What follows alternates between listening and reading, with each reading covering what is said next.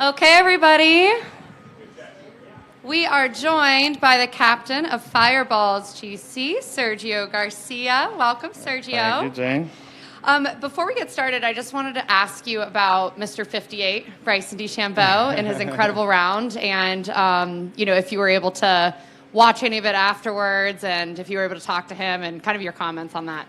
Yeah, I saw him in the locker room after he did all his media and stuff before I flew back to Austin quickly, and obviously it was super impressive to be able to shoot. Obviously, playing conditions were favorable, but it doesn't matter. To be able to shoot 58, it's something that doesn't happen. It only happened once before, so it doesn't happen very often at all. So. Yeah, I mean, he obviously played great. He did everything well. He drove the ball great and hit it close and made the putts. And I guess one of those rounds where everything kind of goes the way you expect it, other than probably the 8th hole. But I was very happy to see him doing that. And obviously he's been playing very well. But to me, the most impressive thing is not just the 58, is that he shot 61-58 on the weekend, and people don't realize how difficult it is to shoot 2 rounds like that back to back. We are back at Bedminster. Mm-hmm. Tell us a little bit about this golf course, your experience with it, and if you think it suits your game this week. Yeah, I liked it. I played well last year. I remember that I was right in it until I didn't hit a good tee shot on 12 on Sunday, But other than that, it's a solid golf course. We would love it to get a little bit firmer and stuff, but it looks like we're going to get some rain tomorrow, so that's a bit of a shame. But it looks great. I can't wait to go out there and have a little practice. But it looks in great shape. Excited to see it. So there's only 3 tournaments remaining in the 2023 regular season that will crown the individual and team champion. The Fireballs are currently sitting in 6th place in the team standings, and you guys still have the ability to make it into 4th to get that bye for that first day on Friday. Are you guys thinking about that this week and for the next couple of regular season events? For sure. I mean, we know we need 3 good weeks to get into the top 4. It's going to take. It's probably going to take at least 3 podiums, if not, better than just 2nd and 3rd. Because everyone else is playing too, and they can also have good weeks. So it's going to take a lot of good work. I think, unfortunately, we left ourselves a little bit too much work, more work than we would have liked to for these last 3 events. But we can do it. I have faith in my teammates, and hopefully we'll start with a great week here and kind of keep it going into Chicago and Jeddah. Last one from me. John Rahm has been very vocal about him missing you, specifically playing in the upcoming Ryder Cup. Can you talk a little bit about that? Yeah, we've talked a lot about it, him and I, and obviously, yeah, I mean, everyone knows how much I love the Ryder Cup and, the bonds that we've been able to build or create in those Ryder Cups. So obviously John is no different. We had a great time. We're good friends, and our friendship kind of got even stronger after the last Ryder Cup. And it is going to be a shame. I will miss him too. But hopefully he'll find another partner that suits him, and they can do well together. Thanks. I'm gonna kick it over to Mike. Sergio, since you're captain, obviously, of the Fireballs, is there anything that surprised you about the whole team dynamic in LIV since you've been a member? No, I mean, obviously, week to week, it's like, or week after week after week, it's not something that we did as golfers. Obviously, we did have that team camaraderie in like Ryder Cup and maybe when we used to play the downhill links, that was countries against countries. But it's nice to have that kind of feeling and like I said earlier, the relationships that you build among yourselves. So it's been great fun. It's been good to be a part of it, and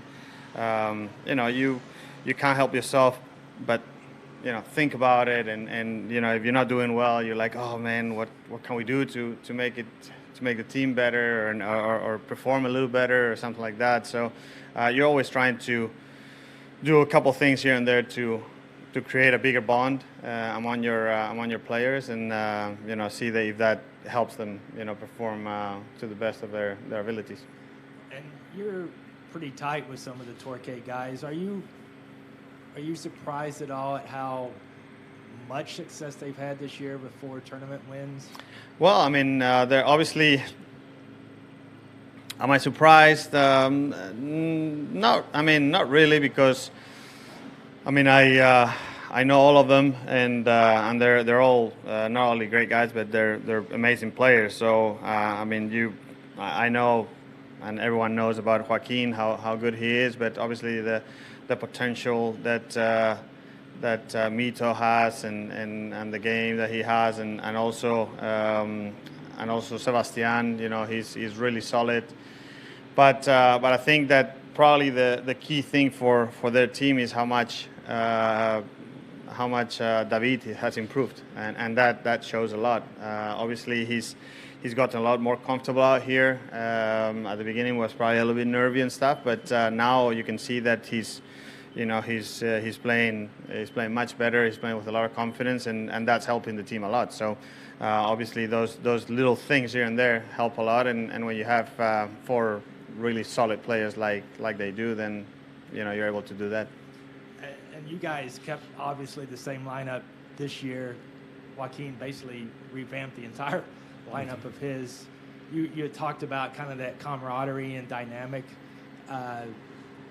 Did you expect that they would get so tight so quickly? Yeah, because they're good friends. They're all good friends. So obviously they weren't part of a team before, but they're all very good friends. Mito is one of Joaquin's best friends. Obviously Sebastian, they're good friends. They get we've all hang around together when we're playing on tour. So and obviously David is gelled nicely into the team. So it's not really a surprise. And then, so they're second right now. 4 Aces are still at the top. Obviously, Torquay has some momentum right now. Who do you consider the team to beat? I think I wouldn't go just with those 2. I think obviously, yeah, those are the usual suspects that you may say, but I think Crushers, obviously Bryson is playing very well, and Anirvan is very solid. Paul, if he's fit, he's a great player, and and obviously Charles it's a really solid player too. So I think there's several teams that have improved a lot this year. Range Goats are much better than they were last year. So you have to be aware of several of them. But at the end of the day, I think, like I said, I have a lot of belief and confidence in my team, and I think that if we're firing our cylinders, we can beat anyone. And one last question from me: you're coming off of 63. I think that's your best round in LIV. Do you feel like you're kind of at the same form as you were when you were in Singapore? When I went? In Singapore. I don't know. I've been working hard. I feel like I'm starting to get a few things sorted out here and there. I still don't feel like I'm firing all cylinders at all. So obviously, last week I got better as the week went on, which was nice. And just gotta keep building that momentum. But I still feel like I can get much better. At least I really think so, and hopefully I'll be able to do that. Thank you. Hey Sergio, Alan, basketballgolf.com. I wanted to ask you about the framework agreement, which obviously there's still a lot of details to be hammered out if it even is approved. If it gets to that point, Phil has said that not a single player on LIV would want to play on the PGA Tour. Do you think that's an accurate assessment of kind of the general sentiment out here? I mean, I can't speak for everyone else. I mean, I do feel like it's the kind of feeling. I think that everyone around here is very, very happy and very comfortable where they are. Speaking for myself, yes. I mean, like I said, you know, I wanted to come here to live, not only because I love the product, but because I wanted to play less. And you know, if the possibility of playing PGA Tour comes, you know, I doubt that I would play, because I don't want to play more. You know, I want to play good quality golf, the amount of times that I want to play it, and then I'll be able to spend as much time as I can with the family and friends. So you know, that's my personal feeling. Henrik said it sounded like everybody out here was caught off guard, just like everybody on the PGA Tour was. I'm curious, in the weeks since the announcement, has Yasir or Greg or anybody in the LIV management, have they addressed what might happen or what has happened in any kind of formal capacity? I mean, they've been giving us little updates here and there, but I mean, we personally, on my side, I had the feeling that this was going to take a long time to get kind of arranged and sorted, and you know, if it happens or it doesn't happen, but to kind of get everything done. There's a lot of moving parts, and it's not going to happen one day to another. So you know, I wasn't expecting things to happen overnight, and obviously it's not. But we're, you know, things are fine here, things are fine there, and we just keep moving along and doing our own thing. And you know, at the end of the day, that's what we love. You know, we love playing golf and competing, and that's what we're doing. So you've been, in terms of time frame, you have no other knowledge than anybody else might have. Yeah. No, but I don't really care. You know, whenever it happens. It's for me. It's not like it has to be next week or in 2 months. You know, it's whenever it happens, and I'm not gonna be the difference maker on that. So. Hey, Sergio. Adam Woodard from Golf Week here. Over the last year and a half that you've been with LIV, how have you seen the tour grow, the league grow, and then what changes would you like to see going forward? What improvements would you like to see made as it continues to improve and develop? You know, I think it's been great. I think, and I said it from the beginning. I thought that it was better than I expected early on, because it's something brand new, and you always see little things here and there. But obviously, you know, LIV and everyone around has been working hard to try to make things better and better as we go along, and you know, they've been able to do that. There's still things obviously that can always improve. Same thing with our games. You know, there's always little things that you can get better at, and that happens with everybody. That happens with every company. So you know, I don't think you're always going to reach perfection. So that's the beautiful thing about it. You know, you can always drive to try to get better, and I think that's what LIV is doing. So you know, I'm happy to see all the improvements that they've been doing.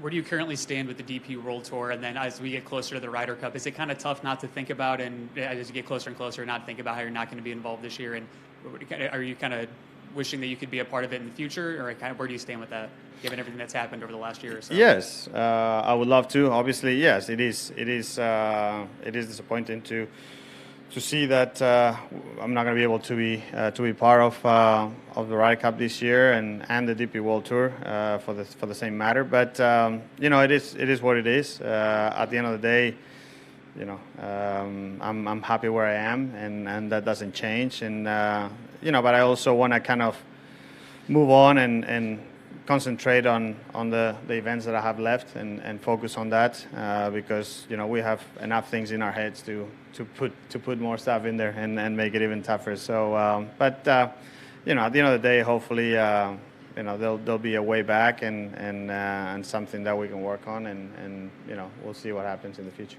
I know you're focusing on what you can control and all that, but are there any events that you do miss playing when you kind of look back on your career with the DP World Tour and the PGA Tour? I mean, there is a couple of courses that I really enjoy. That yeah, you kind of miss playing, but you know, at the same time, you know, we play some really fun, amazing courses, new courses with LIV, and you know, there's some new experiences, so they're good. Thank you. Greg Logan of New England Golf. Hi, Greg. I just wanted to ask, how are you surprised, I guess, at the impact LIV Golf has had on the entire game because of all the money that poured into LIV Golf, and what has that been like for you to experience? Well, I'm really happy to see that. I really feel like the game has gotten better. I feel like the competition has gotten better. I think that everyone is taking care of better. So that's a good thing. We've always said that competition is good in not only in golf but everywhere. I think that's what LIV brought to golf. And at the end of the day, we want to do what we love, which is playing golf, and try to grow the game as much as possible. And it's nice to see, like in our tournaments, nice to see like the average age that you see coming and watching us and stuff. It's nice to see those younger people coming and showing up and enjoying the golf and having a good time, because at the end of the day, you want to keep your game as young as possible, because that way, your future looks brighter. So that's a good thing. Last thing for me, there has been some controversy back and forth between the PGA and LIV, and like one person mentioned earlier, Phil was saying he doesn't think anybody would want to play over there. But does that make for an uncomfortable situation going forward? Do you see people having trouble adjusting to a merger? I mean, to be totally honest, I don't think it should be. I think if everyone is coming together, I think that people should, just move along and get on with it. And whoever doesn't, then it's their problem. So, I'm a big believer in, second chances and things like that. And I think that at the end of the day, if we can all be rowing in the same direction, it's much better than if we're rowing in separate directions. But unfortunately, the world doesn't always work like that, I guess. Thank you. Hey, Sergio. Teddy Fenton, luckiest golfers on earth. Good to see you. Yesterday, Bryson went on the Pat McAfee show, and it was a great interview, but he had alluded to next year some of the things coming down the pike and maybe a couple of new teams expanding for the league. If one of your old buddies, like a John Rahm or somebody else from the tour, called you and said, "Hey, Sergio, you seem to be really happy here. What do you think? Should I come?" What would you tell that guy? I mean, the only thing I could tell him is my experiences and how it's been here and everything. At the end of the day, I'm not, and that's one of the things that I loved about John throughout the whole thing. We don't make decisions for each other. We can give each other advice and say, this is what is happening, this is what I'm going through and what I'm experiencing, and then, giving the most amount of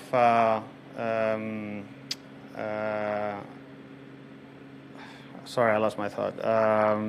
Of information, so then he can make the best decision for himself at the end of the day. So I think that we're old enough. We're all old enough to do that. But when among friends, it's nice to talk and say, well, this is what's going on. This is what could be better. This is what it's really good and stuff like that. And then if that situation came, then he can make his own decision, of course. But like you said, and I totally respect and I feel the same way. Whichever decision at the end of the day you make, you have to accept it and you have to be fine with it, because it's your life. I'm making what I think is the best decisions for me and my family and my game, and he's going to make whatever he thinks is best for him.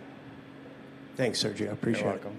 Sergio, thank you for your time. I'm going to have you do a quick hit with CW, just All right. solo. And just for all the media here, you can go with Maureen. She'll take Thank you. Thank you. Thank you so much. Thank you, guys. The Crushers Clinic with Bryson DeChambeau was originally scheduled for 1:30. It's now moved up to 1 p.m. It'll be on the driving range. It'll be for an impact activation. They'll be working with some children. And then afterwards, they'll be doing a press conference, and Bryson will be available. Okay, thank you.